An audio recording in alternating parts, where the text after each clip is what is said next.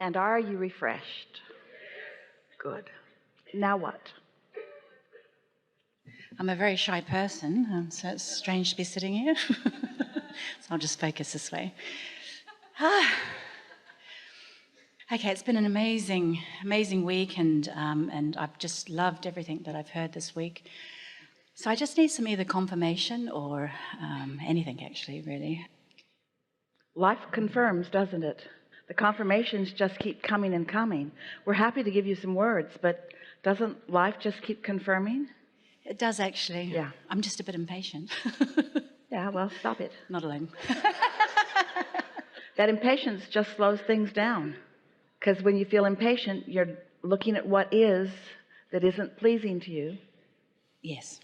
The most powerful deliberate creators are those who find confidence without evidence, because they know the laws of the universe.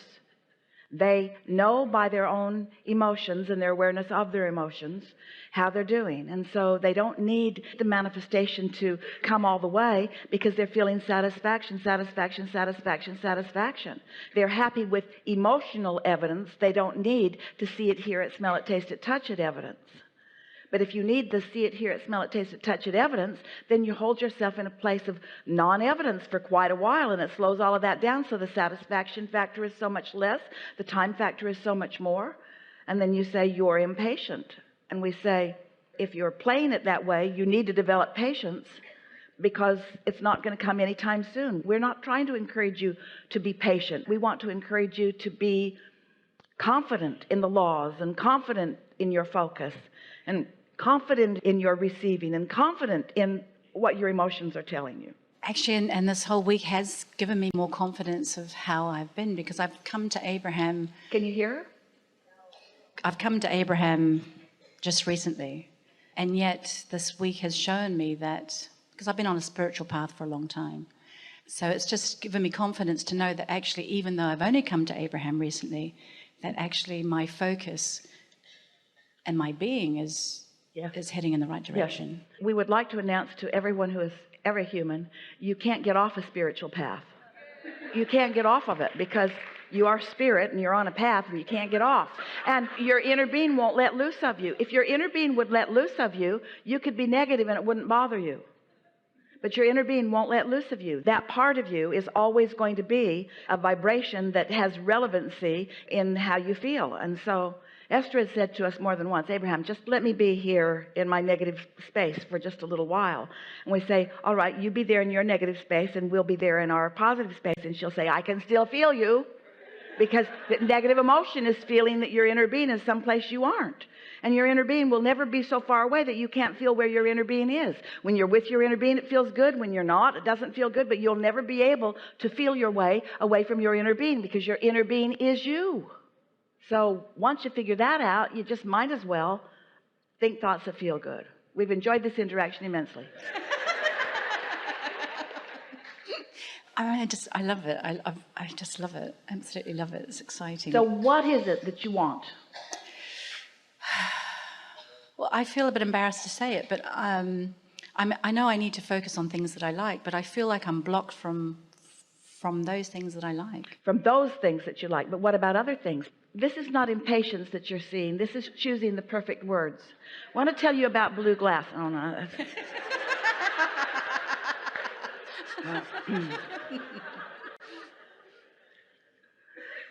When you say, I feel like I'm blocked from those things, then you've got to take your attention from those things that are blocking you.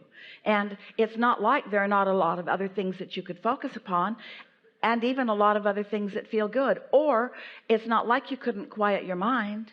If you just stop asking for what you believe isn't coming, in time that vibration will subside. So it's trying to make something happen in a way that doesn't make it happen, that is so frustrating to you. Could you give it a rest? Could you think about something else? I have been known to do that. Yes. And so, can you think of something else? There's deliberate and there's not deliberate. Can you be deliberate? There's mindful and there's not mindful. Can you be mindful? There's knowing your guidance system and not knowing your guidance system. Can you know your guidance system? it's time for you all to stop arguing for your limitations, because this isn't difficult. We know it's a terrible price to pay to think thoughts that feel good, but that is all there is to living happily ever after. That's all there is to it. Just focus on something that helps you to feel good while you're focusing upon it, or focus on nothing at all. Now, I have done that in my life where things were really difficult and the only thing we could do was to focus on something that we loved, and then we would take ourselves out and do that thing that we loved, and then what happened was this thing that was difficult here in life morphed into something different, and then now we have this life that so why is is this different? You've already had that confirmation. You spoke it perfectly to us. Those were the best words about deliberate creation that have been spoken from this stage today. And so can't you apply that to anything? It's like once you've learned mathematics, can't you solve the equations? Do you have to make up a whole new mathematical language every time you try to add something up? Oh, I've used addition before, I don't want to use that anymore.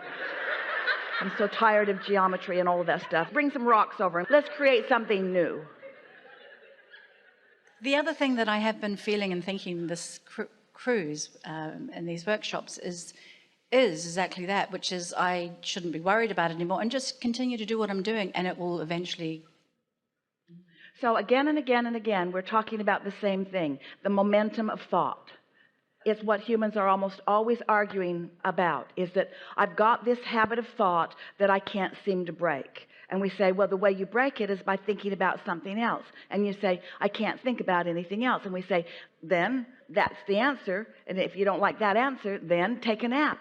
But when you wake up, don't think about it again. Well, when I wake up, I'll have to think about it again. No, you really don't have to. No, I have to, because the momentum is still so strong. But if you would just use a little deciding to focus somewhere else, it would become slow enough in vibration. The vibration would become less and less and less powerful until eventually it wouldn't even come to mind. Really good. Thank you. Yeah.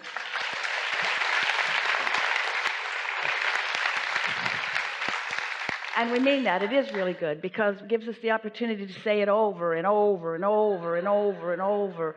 Do you think that the law of attraction turns off sometimes and doesn't respond to you? Or do you think it's on all the time? And so when you're awake, are you on? Are you offering a vibration? And so when you think, are you guiding your vibration? And when you're guiding your vibration, are you establishing a point of attraction? And does the law of attraction respond accurately to your point of attraction? So do you get what you think about? Do you have control over what you think?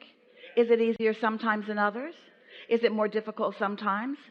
When it's difficult, should you keep hammering away at it or change the subject? What are some ways you could change the subject? Take a nap, meditate, go do something fun, anything that changes the subject. Yes? Is this difficult? It really isn't. Thank you. I want to have fun right now. And I'm so in love with step 5. And you said something when Jerry died, that Esther was after this hard time, having so much fun again. And right in that moment, through something that was extremely hard for Esther. And in this moment, where she was so happy again, she could solve it in a second. And I was always fascinated by that what Jerry making his transition did for Esther. She didn't realize it and may have not been able to even acknowledge it or admit it. But she was living happily ever after in a rather conditional way, because there were no conditions in her experience that weren't pleasing. And so she was living happily ever after without really needing to deliberately connect. It's what we said earlier today, that those people who are really easy to love don't help you find your balance. They might make you wish that everybody was that easy, but instead of noticing that others aren't that easy, Esther just gave her undivided attention to what was easy. And so once Jerry made his transition and she couldn't do that, that's when she really, really discovered the ecstasy of alignment. and the power of what unconditional love really is. Unconditional love is finding connection anyway, even under really hard conditions. And we cannot think of any condition that would have been more difficult for Esther, and yet she accomplished it and wouldn't take it back. She never thought she would say those words, and she never thought she would allow us to say them either. But Esther would not like to go back to that time before she found that freedom of alignment. And it doesn't mean she's always there, but she certainly knows that she can be there, and she is most often there. So step one is ask. Step two is not yours. Step two is done by source answers.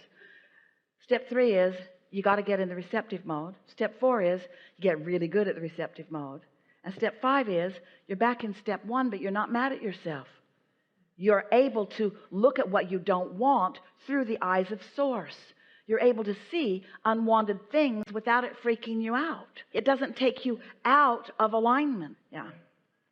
And you said in this seminar, I think at the first day, I had toothache. And you said all this itches and twitches that you get sometimes, and that's just that Source gives you Reiki from inside out. Yes. And in this moment, my toothache was gone. Yeah. It was an itch or twitch, and it was so delicious. Yeah.